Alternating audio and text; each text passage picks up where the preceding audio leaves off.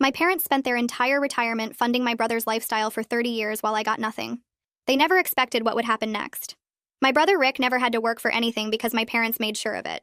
When we were kids, I had chores and Rick had excuses. I mowed lawns for pocket money while Rick got an allowance for existing. When I wanted a bike, I saved for 6 months. When Rick wanted a car at 16, Mom and Dad bought him one because walking was too hard for their special boy. They actually said special boy to his face like it was normal. I worked fast food to pay for college application fees while Rick got a full ride to private university courtesy of Mom and Dad's retirement savings. When he dropped out sophomore year to find himself, they said education wasn't for everyone and kept paying his rent anyway. When I graduated with honors from state school that I'd paid for myself, they didn't come because Rick had a bad day and needed support. Rick's bad day was a hangover, but that didn't matter to them.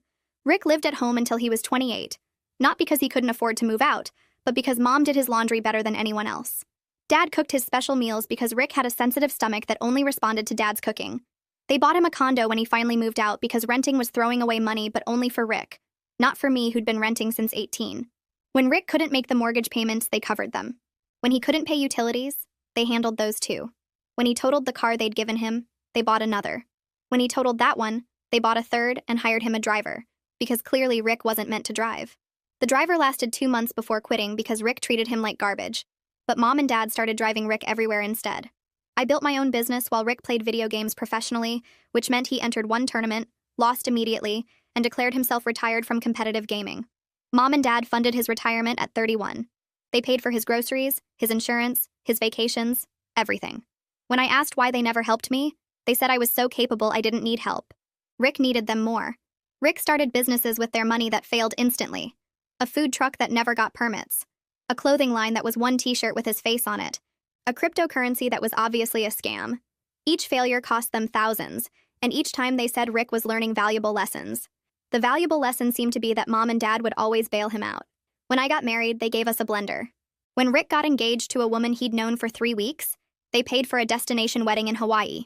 When that marriage ended 4 months later, they paid for the divorce and Rick's therapy to deal with the trauma of being married briefly. They bought him another condo because the first one had memories. I had 3 kids and they visited twice a year. Rick got a dog and they visited weekly to help take care of it because pets were hard work. The dog ran away after a month because Rick forgot to close the gate, but Mom and Dad bought him another one. That one also ran away. So did the 3rd, 4th, and 5th. They stopped buying him dogs and just visited to keep him company instead. Then Mom and Dad got old. Dad had a heart attack at 70 and Mom developed dementia at 72. They needed care but had no money left because they'd spent everything on Rick. Their retirement savings, their equity, their investments, all gone into Rick's failures and comfort. They needed to move into assisted living, but the good places required financial proof and references from family members who'd take responsibility if payments stopped. They asked Rick to co-sign and provide a reference. Rick said he wasn't comfortable taking on that responsibility. He said he didn't understand legal documents and didn't want to sign something binding. He said they should ask me since I was good with paperwork. They came to me crying about how they had nowhere to go and Rick wouldn't help. I asked them why Rick, their special boy who they'd given everything, couldn't help the people who'd sacrificed everything for him. They said Rick wasn't good under pressure, and this was too much stress for him. Dad actually said those words while recovering from a heart attack. I asked if 30 years of paying Rick's way had prepared him for anything. They said I was being cruel about my brother's struggles. I asked what struggles those were exactly. They couldn't answer because Rick had never actually struggled with anything. I agreed to help them on one condition. I told my parents my condition was simple. Rick pays back every dollar they spent on him over the past 5 years before I'll help them with anything. They stared at me like I'd asked them to fly to the moon. My father's mouth opened and closed without sound. My mother gripped the arm of my couch like she might fall over. The silence stretched so long I could hear the kitchen faucet dripping in the next room. My father finally found his voice and started talking fast about how that was impossible and completely unfair to ask. I stood up and walked to my desk in the corner. I pulled out the notebook I'd been keeping for years. Every time they mentioned helping Rick with something, I wrote it down with the date and amount if they told me. I flipped through pages of entries going back 7 years. The conservative estimate for just the last 5 years came to over $200,000. I showed them the numbers. My father's face went red and he said I couldn't possibly know the exact amounts. I told him these were just the things they'd mentioned to me in passing, so the real number was probably higher. My mother started crying. She said Rick didn't have that kind of money, and where did I expect him to get it? I told her that was exactly my point. They could ask their special boy to figure it out the same way I figured out college and business and life without any help from them. My father stood up so fast his knees cracked. He said I was being cruel and they came here for help, not to be attacked. I stayed calm and told them I wasn't attacking anyone. just stating facts they'd created over 30 years. My mother kept crying and saying Rick couldn't pay them back because he didn't have anything. I asked whose fault that was. They left my house without another word. My father had to help my mother to the car because she was crying too hard to walk straight. I watched them drive away and felt nothing except tired. For 3 days, I didn't hear from them at all. Chloe found me staring at my phone on the second day. She sat down next to me and put her hand on my shoulder. She said I did the right thing even though it was harsh. Someone needed to hold Rick accountable finally, and my parents weren't going to do it. I asked if she thought I was being too mean. She reminded me about the blender they gave us for our wedding while Rick got a destination wedding in Hawaii. She reminded me about working 2 jobs to pay for college while Rick got a free ride and dropped out. She said being kind to people who hurt you just teaches them they can keep hurting you. On the 4th day, my phone rang. It was Rick calling me directly for the first time in 2 years. I answered, and he started screaming before I could say hello. He yelled about how I was trying to kill our parents by refusing to help them. He said I was heartless and cruel and always had to make everything about me. I put the phone on speaker and let him rant. He went on for 5 full minutes about what a terrible daughter and sister I was. When he finally stopped to breathe, I asked if he was planning to pay them back or help with their care. The line went quiet. Then he started yelling again about how I was twisting everything and making him the bad guy. I asked again about the $200,000. He hung up on me. 20 minutes later, my mother called. She was crying so hard I could barely understand her words. She begged me to change my mind because Rick was too stressed and it was hurting his health. I asked what about Dad's health after his heart attack. She said that was different. I asked how it was different. She couldn't answer. I told her I was sorry she was in this situation, but I wasn't changing my terms. If Rick couldn't pay back 5 years, he could start helping with their current care costs, and I would match whatever he put in every month. She said Rick didn't have money for that. I said then Rick needed to get a job like every other adult in the world. She hung up on me too. Another week went by with no contact from anyone. I went to work and came home and lived my normal life. Chloe asked if I was okay, and I told her I was better than I'd been in years. Then my phone rang at 2 in the morning. It was the hospital. My father had another heart attack. This one was smaller, but he was back in the ICU. The doctor told me the stress of their housing situation wasn't helping his recovery. I drove to the hospital still in my pajamas. My father looked worse than the last time I'd seen him. His skin was gray and he had tubes everywhere. The machines beeped steady rhythms around his bed. I sat in the chair next to him and he opened his eyes. He looked at me for a long time before speaking. He asked if I was really going to let them become homeless over my anger at Rick. I told him I wasn't angry anymore. I was just done being the only one who sacrifices anything in this family. He closed his eyes and a tear ran down his cheek. I stayed until visiting hours ended. The nurse told me my mother's dementia was getting worse. She kept asking for Rick and forgetting he wouldn't help. Then she got upset all over again when they reminded her. The nurse said it was hard to watch because she went through the same pain fresh every time she forgot. I asked if Rick had visited at all.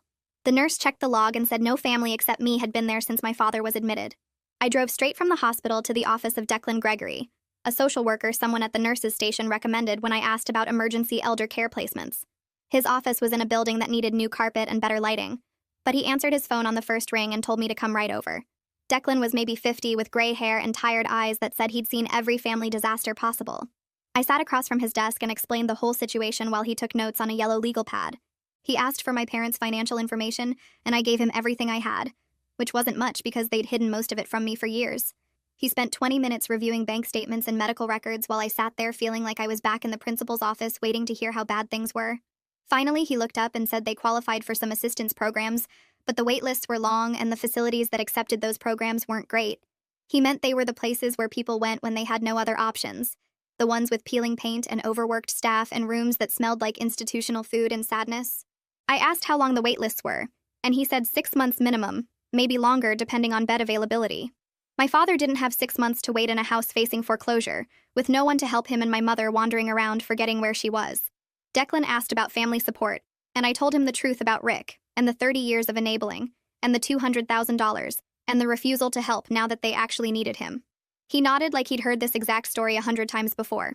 He said the enabling parent dynamic often led to crises exactly like this one, where the child who got everything couldn't function when the money stopped, and the child who got nothing had to step in and fix everything.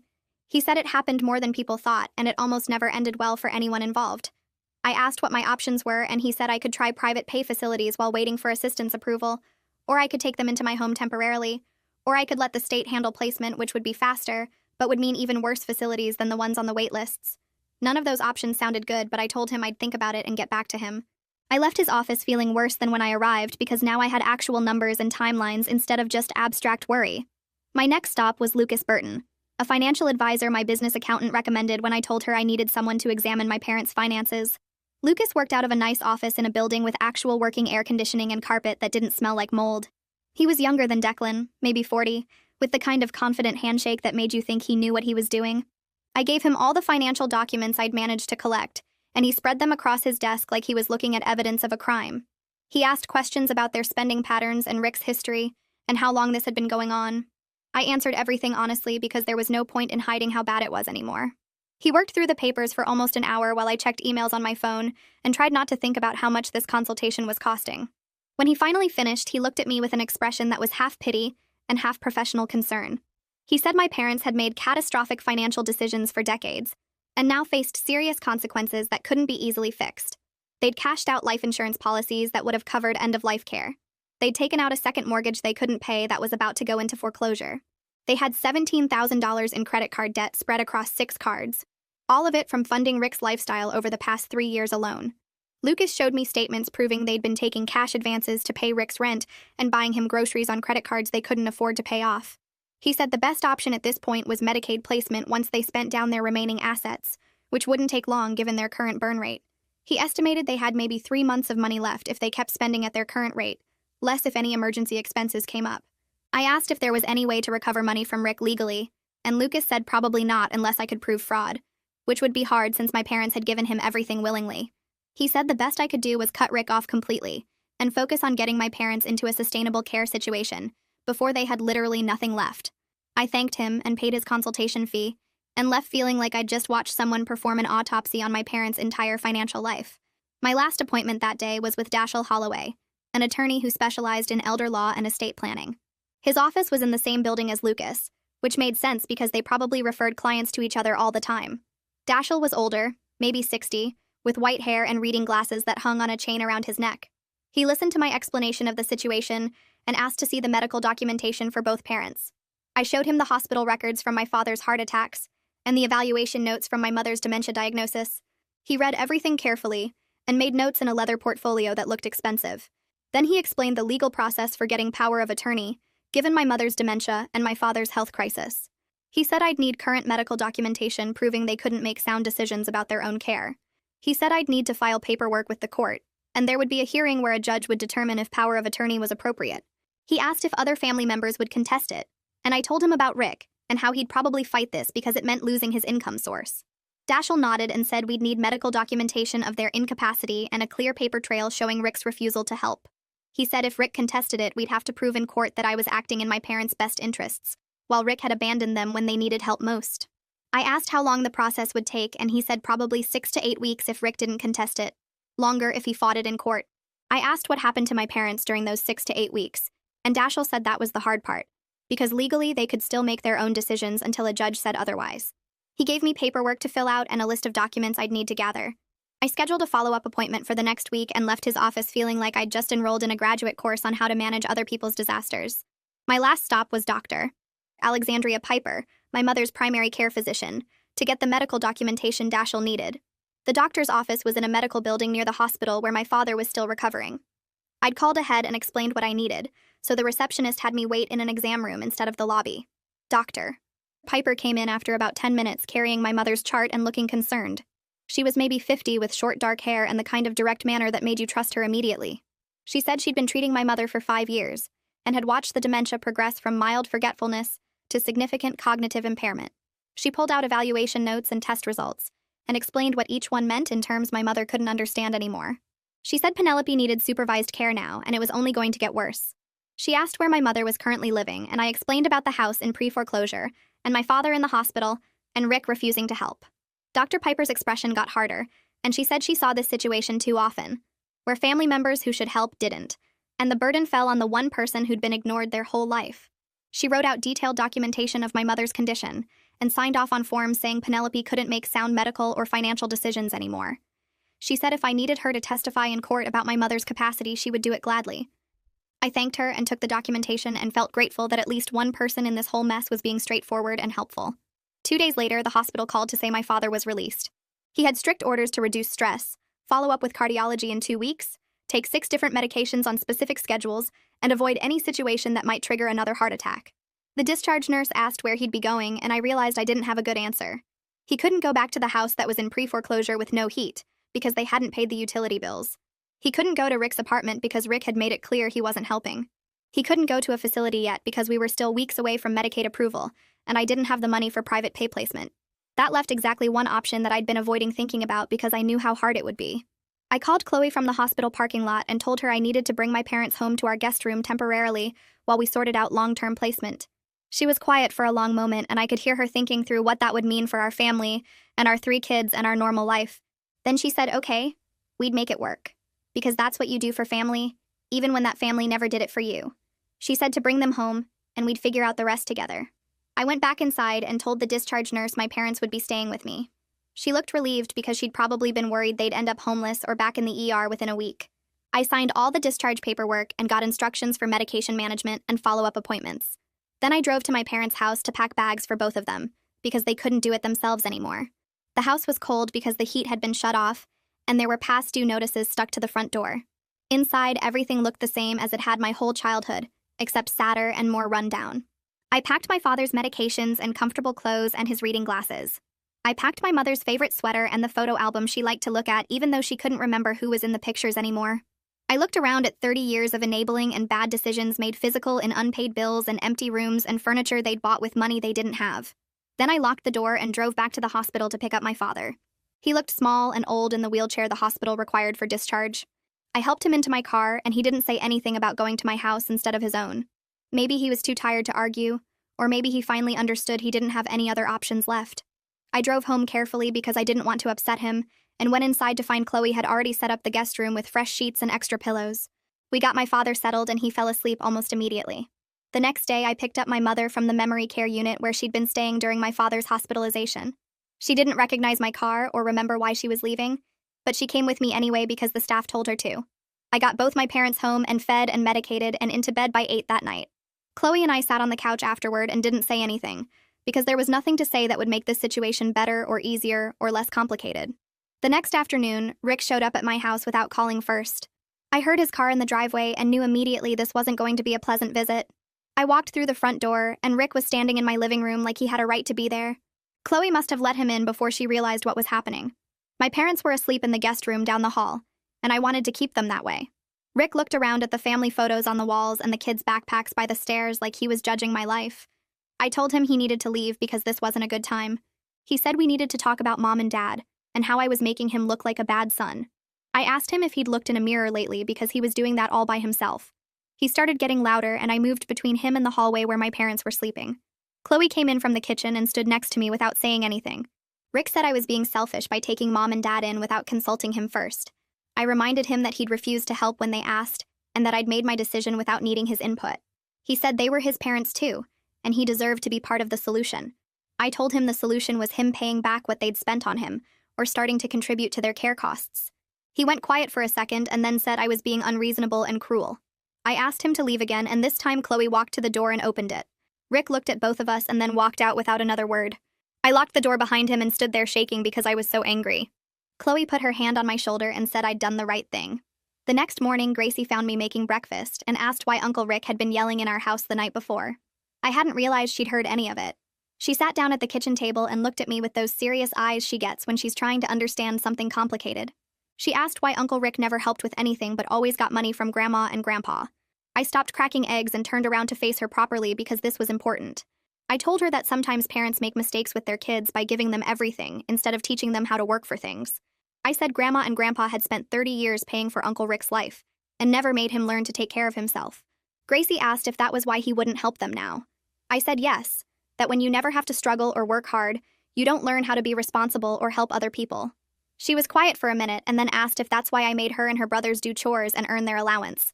I told her exactly, that I wanted her to grow up knowing how to take care of herself and help the people she loved. She nodded like that made sense and then asked if Grandma and Grandpa were okay. I said they would be because we were going to help them, even though it was hard. Gracie got up and hugged me and said she was glad I wasn't like Uncle Rick. I hugged her back and felt proud of the person she was becoming. That week with my parents in the house was harder than I'd expected. My mother wandered at night looking for Rick and calling his name in the dark hallway. The first time it happened, I found her standing outside the guest room at 2 in the morning confused about where she was. I guided her back to bed and she asked me 3 times where Rick was before falling asleep again. The second night, she made it all the way to the front door before I heard her. The third night, I started sleeping on the couch so I could catch her faster. My father kept trying to sneak foods his cardiologist had banned. I found him eating bacon he'd hidden in his suitcase and had to explain again why that was dangerous for his heart. He got angry and said he was tired of everyone telling him what to do. An hour later, he apologized and said he knew I was just trying to help. I caught him with a bag of chips the next day, and then with cookies the day after that. By the end of the week, I was exhausted from medication schedules and wandering and food battles and trying to keep my own family running normally. Chloe took over more with the kids, and they were amazing about the whole situation.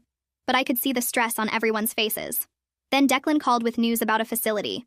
He said he'd found a Medicaid pending bed at a decent assisted living place that could take both my parents. I felt relief flood through me until he explained the catch. I needed to cover 2 months of private pay while their Medicaid application processed through the system. He said the cost would be $11,000 total for both of them. I sat down at my desk and pulled up my business accounts on the computer.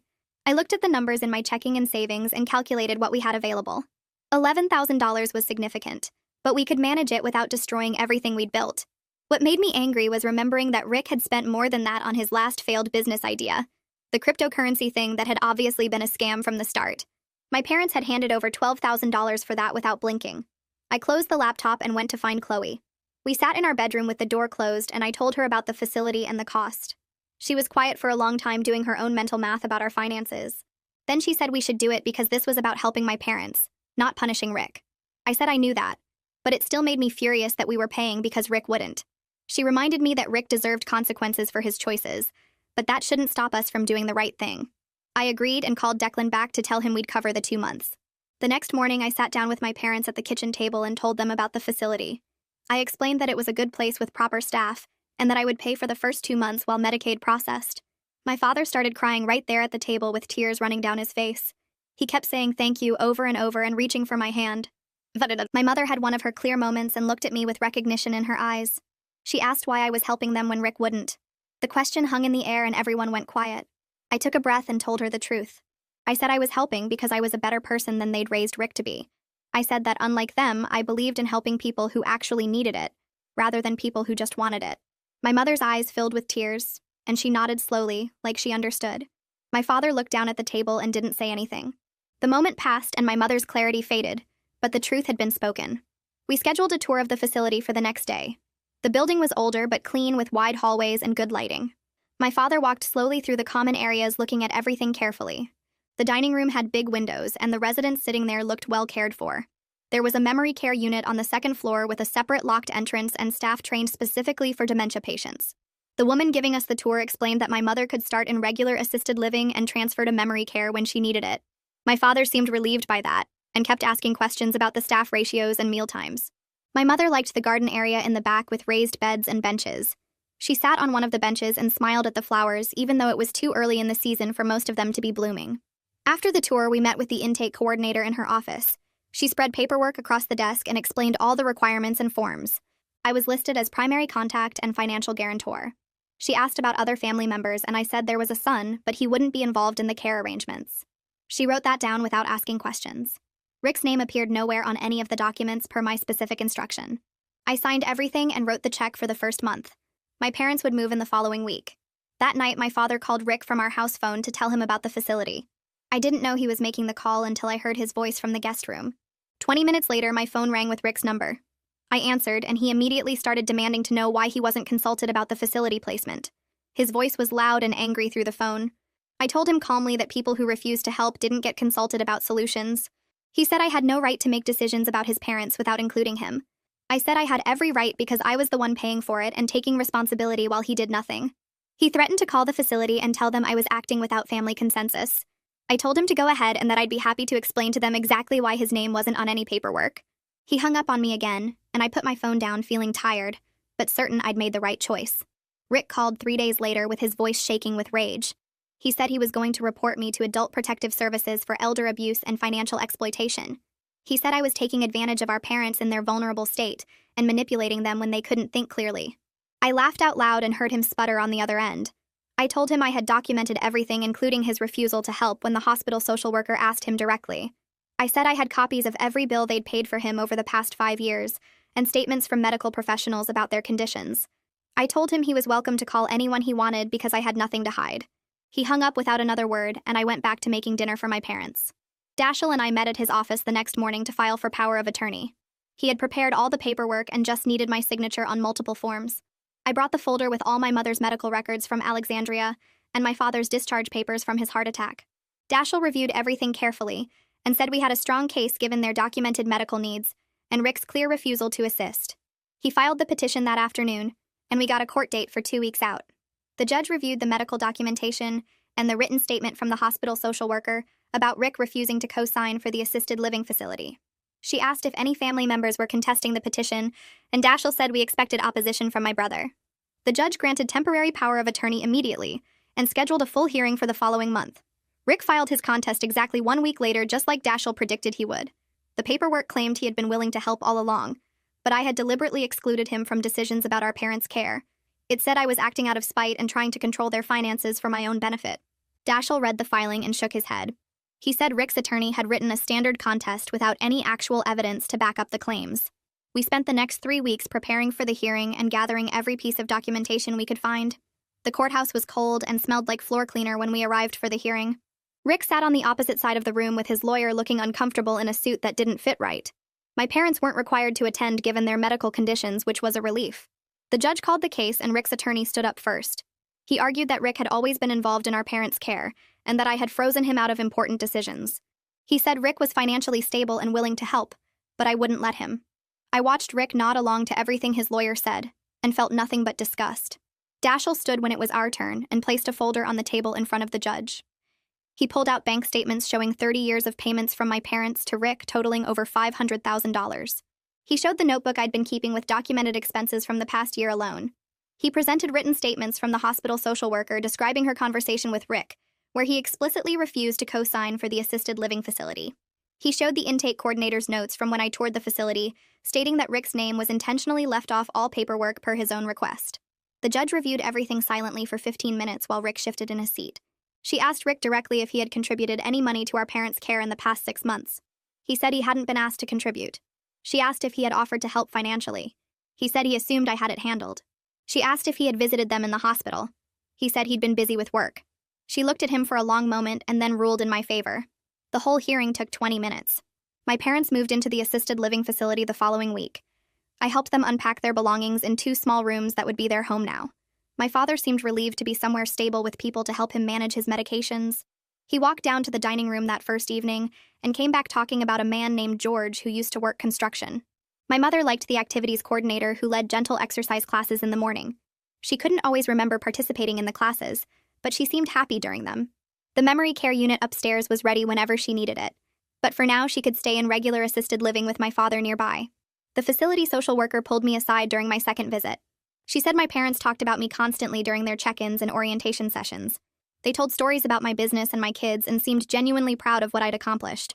She said it was clear they recognized they'd made mistakes with how they'd raised my brother. I thanked her and felt a strange mix of satisfaction and sadness.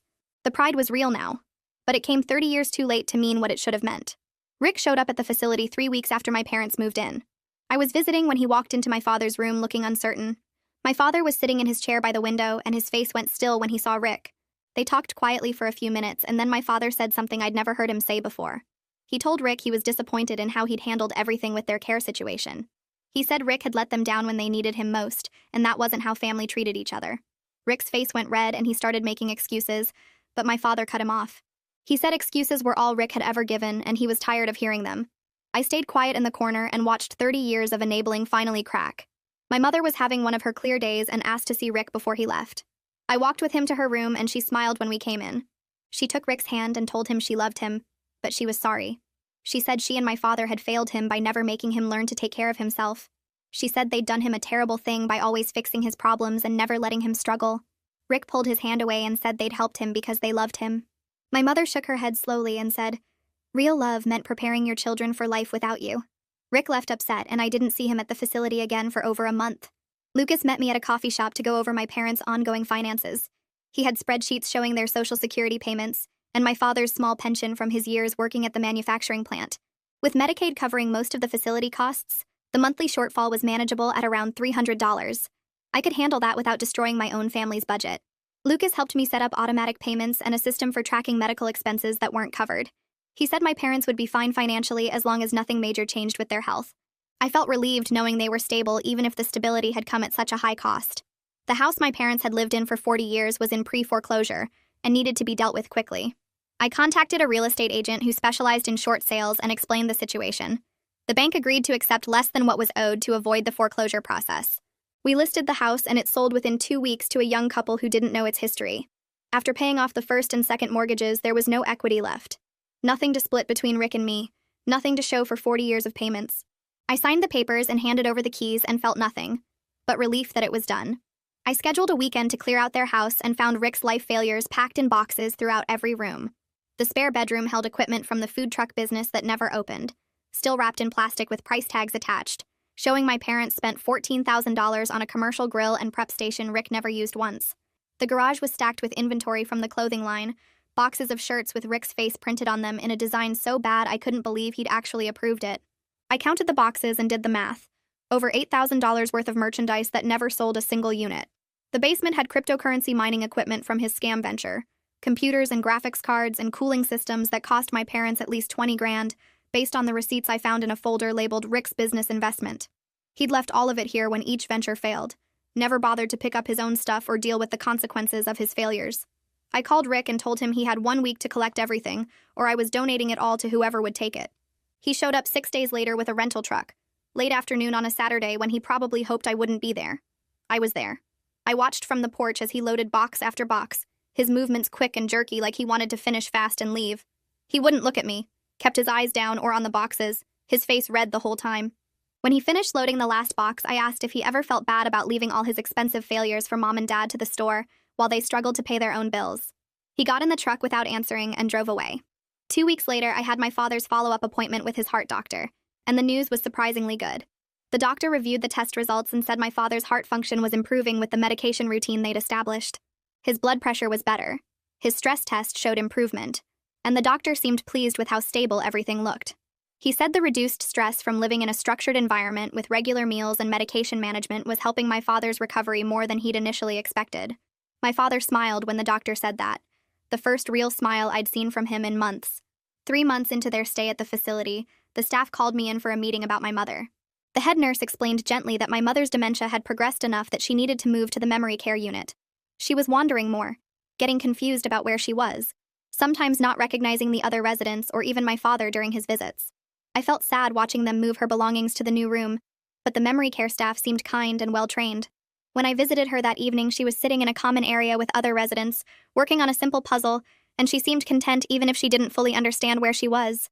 The structure and routine of the memory care unit appeared to suit her better than the regular assisted living floor where she'd been getting frustrated by her confusion. My phone rang while I was making dinner and Rick's name showed on the screen. I almost didn't answer, but curiosity won. He asked if I could lend him money for rent, said he was short this month and his landlord was threatening eviction. I asked how much and he said $2,000. I laughed and told him no, said maybe he should try getting a job like normal adults do instead of calling family members for bailouts.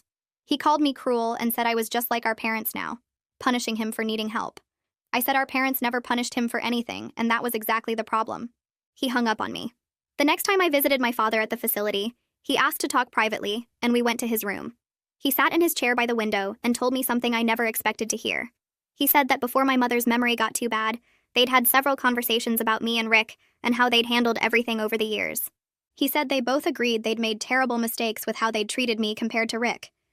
They'd been wrong to give him everything while expecting me to manage on my own, wrong to excuse his behavior while criticizing mine, wrong to enable him instead of preparing him for real life. My father looked at me with tears in his eyes and said he was sorry. I told him I appreciated the apology, but I was still angry about decades of being treated like I mattered less than Rick. I said I was glad they finally recognized their mistakes, but it didn't erase 30 years of feeling invisible while they focused everything on my brother. My father nodded slowly and said he understood completely. He said I had every right to be angry and he didn't expect forgiveness, just wanted me to know they'd realized how wrong they'd been. We sat quietly for a while and I felt something shift. Not forgiveness exactly, but maybe the beginning of letting go of some of the hurt. That Saturday morning, Gracie came into the kitchen while I was having coffee and asked if she could volunteer at the assisted living facility on weekends. I was surprised and asked why she wanted to do that. She said watching how I'd handled everything with Grandma and Grandpa had taught her about real responsibility and what it meant to take care of family even when it was hard. She said she wanted to help other families going through similar situations and learn more about elder care. I felt proud of my daughter in a way my parents had never been proud of me. Proud that she'd learned these lessons about responsibility and service by watching me instead of being taught that the world would always bail her out. I told her yes and said I'd volunteer with her so we could do it together. We started spending Saturday mornings at the facility, helping with activities and visiting residents who didn't have family nearby. Gracie was natural with the older residents, patient and kind, and I watched her grow into someone I admired. On a Tuesday afternoon, my phone rang from a number I didn't recognize, and I answered to find Rick's landlord on the line. He introduced himself and asked if I'd be willing to co-sign a new lease for Rick since the current one was ending, and Rick's rental history had some issues. I laughed out loud and said absolutely not. The landlord seemed taken aback and asked if I was sure because Rick had listed me as his emergency contact and family reference. I told the landlord he should try asking Rick's parents to co-sign, and when he asked for their contact information, I gave him the assisted living facility's address and phone number. I explained that Rick's parents were currently in assisted living because Rick had refused to help them when they needed him most, so perhaps the landlord would understand why I wasn't interested in taking on financial responsibility for my brother. The landlord hung up without another word. 2 weeks later, the facility director stopped me in the hallway during my regular visit. She smiled and told me my parents were model residents, and that many families struggled with the adjustment much more than ours had. I nodded and thanked her, but didn't mention that the struggle happened before they moved in, not after. The adjustment period for my parents were easy compared to the decades of dysfunction that led to them needing care in the first place. I walked to my father's room and found him reading the newspaper in his chair by the window. He looked healthier than he had in months and seemed content in his small space. My phone buzzed with Rick's number, and I stepped into the hallway to answer. He was crying and talking fast, saying he'd been evicted from his condo for not paying rent and needed somewhere to stay temporarily. He promised it would only be a few weeks until he figured things out and found a new place. I told him no. I said he was an adult who needed to figure out his own housing situation, just like every other adult in the world did when they couldn't pay their bills. He started yelling that I was heartless and cruel and didn't care if he ended up on the street. I hung up and blocked his number before going back to visit my father. The next Saturday, my father asked if I was going to help Rick with his eviction situation. I looked at him carefully and asked if he was serious. He said Rick was struggling and maybe needed some support to get back on his feet. I reminded him that helping Rick is exactly what got them into this mess in the first place. I told him Rick was 48 years old and needed to solve his own problems for once in his life, instead of expecting everyone else to fix things for him. My father looked uncomfortable but didn't argue. He changed the subject to the facility's upcoming holiday party and asked if I'd be bringing the kids. 3 weeks later, I heard through my father that Rick had moved into a cheap apartment with roommates for the first time in his entire life. My father worried about him constantly and kept asking if I'd checked on Rick or offered to help him get furniture or kitchen supplies. I reminded him every single time that this was what normal adults did when they couldn't afford to live alone. They found roommates, they bought secondhand furniture, they learned to budget and cook and clean for themselves. Rick was experiencing regular adult life at 48, and it wasn't my job to cushion that experience for him. 4 months after my parents moved into the facility, my father told me during a visit that Rick had gotten a job. It was part-time retail at a sporting goods store, and Rick complained constantly about having to stand all day and deal with customers and follow a schedule. But he was actually working for the first time in years and getting a paycheck that he had to earn through his own effort. My father seemed proud but also worried that the job was too much stress for Rick. I told him the job was probably the best thing that had ever happened to Rick because he finally had to show up for something besides himself. The following Tuesday, the facility called and said my mother was having a rare clear day and was asking to see Rick. I texted Rick the information, and he showed up that afternoon looking tired and wearing his work uniform. I watched from the doorway as my mother hugged him and told him she loved him. Then she said she was glad he finally had a job and that she should have made him work decades ago instead of letting him stay home and do nothing.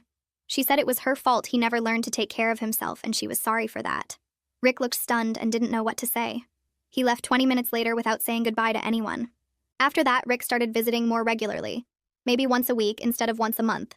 He brought my father magazines about fishing and helped my mother get to the facility activities when she was having good days. He pushed her wheelchair to bingo and sat with her during the movie screenings in the common room. It wasn't much, but it was more than he'd ever done for them before. I met with Dashel one afternoon to go over the remaining legal details of my parents' situation. He helped me set up a small trust for my parents' final expenses, using the last of their assets. It wasn't much, maybe $8,000 total, but it meant I wouldn't have to cover funeral costs when the time came. Dashel said I'd done everything possible to protect my parents and give them stability in their final years. 6 months after moving into the facility, my father's health had stabilized enough that he could participate in the group outings. He went to the local museum and the botanical gardens and seemed genuinely happy. During one visit, he told me he was actually happier now than he'd been before everything fell apart, despite losing his house and his independence. He said he didn't have constant money stress anymore and didn't have to worry about Rick calling with another crisis or another failed business idea. He could just exist without the weight of decades of bad decisions crushing him. I realized something important sitting there with my father in his small room at the assisted living facility. By forcing boundaries and refusing to enable Rick, I'd actually helped my whole family more than continuing the old patterns ever would have. It was hard, and it hurt, and there were moments I questioned whether I was being too harsh. But it was the right thing to do. Rick was working and supporting himself. My parents were safe and cared for. My own family was stable, and my kids were learning what healthy boundaries looked like. The pattern had finally broken after 30 years, and everyone was better for it, even if the process of breaking it had been painful for all of us. 6 months passed, and my business pulled in more money than it ever had before. I checked the quarterly reports 3 times because the numbers looked wrong, but they were right. Without the constant phone calls about my parents' crisis and Rick's latest disaster, I could focus on actual work instead of putting out fires. Chloe and I went on a real vacation for the first time in years. Just the 2 of us for a long weekend while my parents' friends watched the kids. We sat on a beach, and I realized I couldn't remember the last time I'd felt this relaxed. The kids noticed too. Gracie told me one morning that she liked how our house felt calmer now, and that she understood why I'd made the choices I did with Grandma and Grandpa. She said her friend's family had similar problems with an uncle who never grew up, and watching me handle everything taught her what real responsibility looked like. I hugged her and felt proud of the example I'd set, even though the process had been brutal. Rick texted me on a Tuesday afternoon asking if we could meet for coffee. I stared at the message for 10 minutes before responding that I'd meet him at the cafe near my office on Thursday. He showed up on time wearing his work uniform from the retail store, looking tired in a way I'd never seen before. We sat down with our drinks, and he didn't make small talk or waste time. He apologized for how he'd handled everything with Mom and Dad, said the words clearly, and looked me in the eye while doing it. He told me working and paying his own bills was harder than he'd ever imagined, and that he should have learned it 30 years ago instead of now. He said he understood why I'd refused to help him, and that I'd been right about everything even though it had felt cruel at the time. I listened without interrupting and let him finish completely. I told Rick I forgave him because holding on to anger wasn't helping anyone anymore. But I also told him the truth, that our relationship would never be what it could have been if he'd grown up sooner. Too many years had passed with too much resentment built up between us. We'd lost decades of being actual siblings because Mom and Dad had made him their project instead of their son. He nodded and said he accepted that. Said he was trying to be better now, even if it was late. That was all I could ask for at this point. We finished our coffee and he went back to work, and I went back to my office and life continued. My parents were safe in their facility with trained staff managing Dad's heart condition and Mom's dementia. Rick was supporting himself with a real job and real bills and real responsibilities for the first time in his life. My family was stable and growing, and my kids were learning what healthy relationships actually looked like. I'd learned something important through all of this.